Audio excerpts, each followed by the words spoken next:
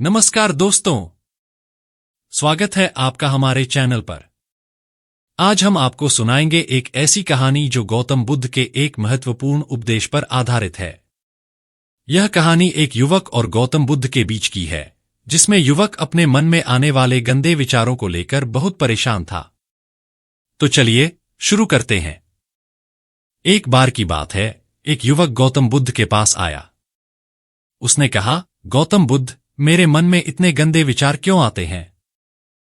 मैं नहीं चाहता कि मेरे मन में ये विचार आएं, लेकिन वे हमेशा कामवासना से भरे रहते हैं।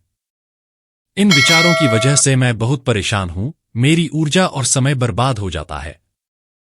मैं कभी भी शांत नहीं रह पाता और हमेशा ही स्त्रियों को देखकर मोहित हो जाता हूं। बुद्ध मुस्कुराए और युवक से पूछा, क्या तुम्हें पता है कि यह कामवासना होती क्या है? युवक ने उत्तर दिया, बुद्ध, मैं नहीं जानता कि कामवासना क्या है, पर हां, यह जो भी है, बहुत बुरी चीज है। बुद्ध ने कहा, सबसे पहले यह समझना आवश्यक है कि प्राकृतिक रूप से जो भी चीज हमारे अंदर है, वह बुरी नहीं है। हमारे जीवन में उसकी कोई न कोई जरूरत है। वासना कोई बुरी बात नहीं है, यह तो हमारे मन की एक भावना है जो हमें किसी न किसी चीज की कमी का एहसास कराती है। जैसे अगर तुम्हारे पास धन की कमी है, तो तुम में धन पाने की वासना उत्पन्न हो जाएगी। युवक ने कहा, बुद्ध, मुझे कामवासना का मतलब समझ में आ गया, पर आप मुझे यह बताइए कि यह आई कहां से है और कैसे आई है? बुद्ध ने उत्तर दिया, कामवासना कहीं से आई नहीं है, यह तो हमारे अंदर ही होती है और इसका होना जरूरी भी है, तभी तो मानव जाति का विस्तार होता है। युवक ने पूछा, जब यह हमारे अंदर ही है और जरूरी भी है, तो लोग इसे गलत क्यों कहते हैं?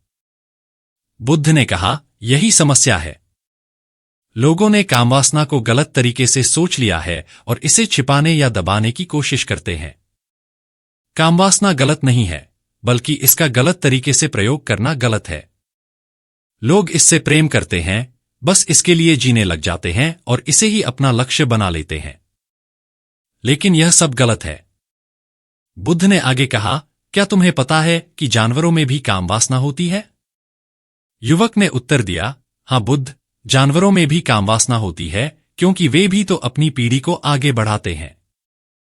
बुद्ध ने कहा, तो फिर हम जानवरों की कामवासना को गलत क्यों नहीं कहते? युवक ने उत्तर दिया, मुझे नहीं पता महात्मा, आप ही बताइए। बुद्ध ने कहा, जानवर अपनी कामवासना का प्रयोग आनंद प्राप्ति के लिए नहीं करते, वे तो सिर्फ संतान उत्पन्न करने के लिए कामवासना का उपयोग करते हैं। प्रकृति ने उन्हें इतनी समझ नहीं दी कि वे कामवासना को अपने सुख का आधार बना सकें। जबकि मनुष्य अपनी समझ के बल पर प्रकृति में पाई जाने वाली हर वस्तु को अपने सुख के लिए उपयोग करता है। हम इंसानों ने ही कामवासना को अपने सुख का साधन बना लिया है, जबकि प्रकृति ने तो इसे हमारे वंश को आगे बढ़ाने के लिए दिया था। लेकिन इंसानों ने इसे अपने जीवन का परम लक्ष्य बना लिया है और इस तरह से कामवासना का भी बंधन हो गया है। बुद्ध ने युवक से कहा, कामवासना को नियंत्रित करने का तरीका यह है कि इसे अपने जीवन का एक छोटा हिस्सा समझो और इसे सही दिशा में प्रयोग करो।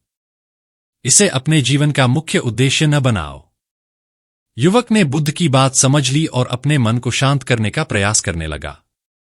तो दोस्तों, इस कहानी से हमें यह सीखने को मिलता है कि कामवासना एक प्राकृतिक भावना है, जिसे सही दिशा में प्रयोग करना आवश्यक है। इसे दबाने या छिपाने की बजाय हमें इसे समझना और सही तरीके से नियंत्रित करना चाहिए। अगर आपको यह वीडियो पसंद आया हो, तो इसे लाइक और शेयर जरूर करें। हमारे चैनल को सब्सक्राइब करना न भूलें ताकि आप हमारे आने वाले हर वीडियो को देख सकें। धन्यवाद।